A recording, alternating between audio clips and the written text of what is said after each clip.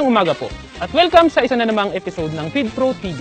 Ako po si Sherwin ng Pro Natural Feed Corporation and I will be your host for today. Sa pagpapakain ng baboy, dapat lahat ng ibinibigay natin na pagkain o feeds ay nakukonsumo ng ating mga alaga.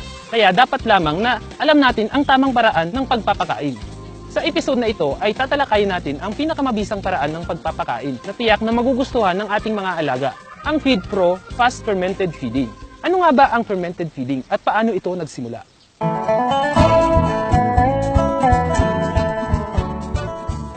Ano ang fermented feeds? Ang fermentation actually ito yung natural na preservation ng ating mga pagkain. Na ina-apply naman natin ito ngayon sa ating mga alagang baboy na kung saan marami siyang benepisyo. Sinimulan natin ang fermentation during the turn of the century. Sa fermentation, naiiwasan natin na mabilis mabulok yung ating mga pinapakain sa ating mga alagang hayop. Hindi kamukha sa ibang feed brand na ito kapag nabasa ng 3 hanggang 4 na oras, ito ay napapanis.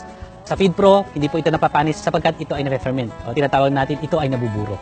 Alinsunod dito sa fermentation, dito nakita natin na mas maganda ang benepisyo para sa ating mga alagang hayop. Unang-una dito, hindi napapanis basta-basta yung ating pakain para sa ating mga alagang baboy at ina-enhance natin ang masarap na lasa ng ating pakain para sa kanila. Meron pa tayo dito na enhance natin ang pagdami ng probiotics na kung saan nakakatulong ito for the good digestion at assimilation ng ating pagkain. Binuboost din ito ang usable protein na nandun sa ating pagkain by around 12 to 15%. Ang usable protein po, ito yung nagbibuild ng muscle fiber sa ating mga alagang baboy. Kaya mas malaki at mas malaman yung ating mga alagang baboy kumpara sa ibang feed brand.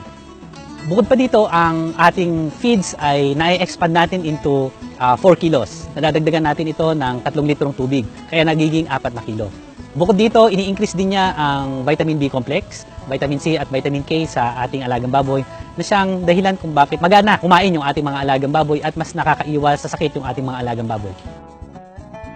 Isa pang kainaman ng fermentation ay naiwasan natin yung paggamit ng antibiotics sapagkat by means of fermentation, dumadami dito yung probiotic o yung tinatawag natin na good bacteria na siyang nagko-combat para dun sa ating mga bad bacteria na sanhi ng sakit ng ating mga alagang baboy. Kung kaya naman, yung mga inalagaan sa Feed Pro ay mas healthy, mas masarap, at mas profitable para sa mga nag-aalaga ng baboy. Ang fermentation ay sinisimulan sa starter age ng baboy.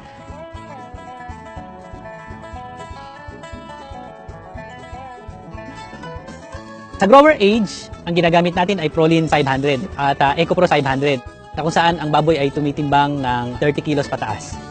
At sa finishing stage naman, gumagamit tayo ng Prolin 600 at EcoPro 600 hanggang sa ito ay mabenta.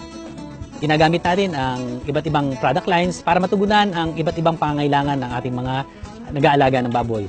So sa kadahilanan ito, naiiwasan din natin yung paglaganap ng mabahong amoy at sa paggamit ng iba't ibang feed lines ng Feed Pro, mas mapapabilis yung ating pag-aalaga para mas mabilis nating ibenta yung ating mga alagang baboy. Ang mga feed products po nito ay ginawa ng Pro Natural Feed Corporation para matugunan ang iba't ibang pangangailangan ng ating mga magbababoy. At gaya ng nasabi ko kanina, we highly recommend feed fermentation para sa mas masarap at healthy na karne para sa ating mga consumer tungo sa mas pasagana at profitable na babuyang walang amoy. Ang fast feed fermentation pala ay hindi pwede sa lahat ng klase ng feeds na may antibiotic at mammalian byproduct. Ito pala dapat ay may sangkap ng probiotic, organic acid at natural ingredients kagaya ng Feed Pro. Ngayon na alam na natin ang fast feed fermentation, alamin naman natin kung paano ang paraan ng paghahanda nito. Nagsisimula ang fermentation sa stage ng starter, kung saan ang baboy ay tumitimbang ng mga 18 kilo. Sa paggawa nito, mahalagang isaalang-alang natin na ang lahat ay malinis. Nagsisimula ka sa gagamitin mong tabo, gagamitin mong timba, at bago mo siya ipakain, dapat malinis din yung kanilang kainan. Yan ang isa sa pinakamahalaga upang maiwasan natin na magkaroon ng kontaminasyon yung ipapakain nating binabad na feeds.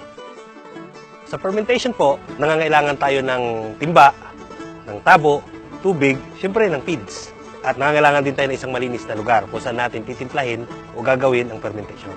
At dito, ilalagay natin ang feed sa isang lalagyan kasama ng tubig.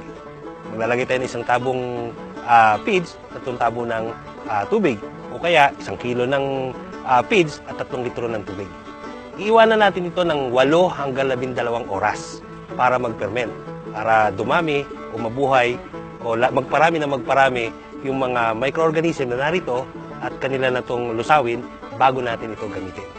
Para makatipid tayo ng oras at ng trabaho, ihanda na natin yung ipapakain natin ng isang buong araw.